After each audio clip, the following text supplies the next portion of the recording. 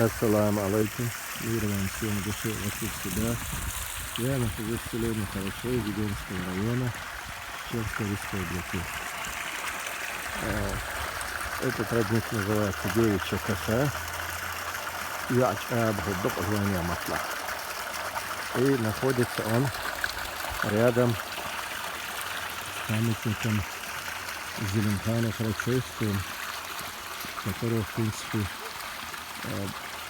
можно сказать, знают все или знали все на Северном Кавказе.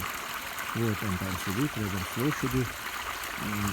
Чем прославился Зелимхан?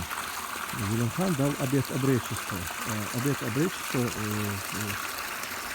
на Кавказе и конкретно в Чечне он выглядел так, что человек давал обет защищать простых людей от тирании власти и от злоупотребления власти. И Зелимхан, в принципе, выполнял свой завет и обет обречества. Выглядело это очень брутально, потому что человек был как бы разыскиваемый царской властью в те времена. Вот и население Харачой. Он был незаконно осужден за воровство скота, то есть это было фальшивое уголовное дело. И связано это было с тем, что его младший брат хотел жениться на девушке из Югино, а комендант военной крепости, чтобы убрать конкурента для своего сына, обвинил их в воровстве скота и посадил. В ту же ночь Зелимхан вместе с отцом бежали из тюрьмы и потом стали изгоями для официальной власти. Самое крупное дело по защите интересов простых людей — это было ограбление Кизлярского банка.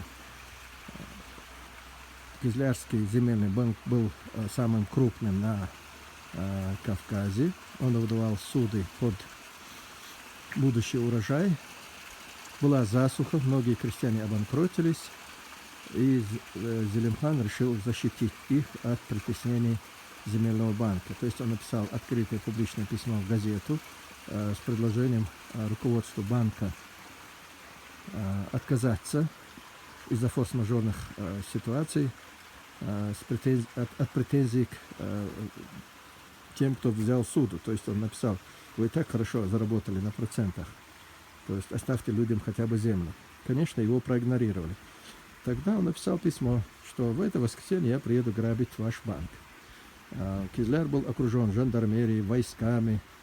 Все были в панике, что едет Зелимхан грабить банк. Он переоделся в форму казаков со своими друзьями из Притерича. Впереди шли два русских казака, тоже в форме, и поехал защищать Кизляр от самого себя. Таким образом он прорвался в банк и в город. Первое, что он сделал, он сжег закладные бумаги и освободил крестьян от обязательств перед банком. Ну и, естественно, забрал свою наличность в банке. А потом в Чечне праздник. Зелимхан раздает деньги. И этот человек каждый раз делал такие поступки в защиту простых людей. Поэтому это была легенда Северного Кавказа, Зелимхан Харачойский, чеченский Робин Гуд.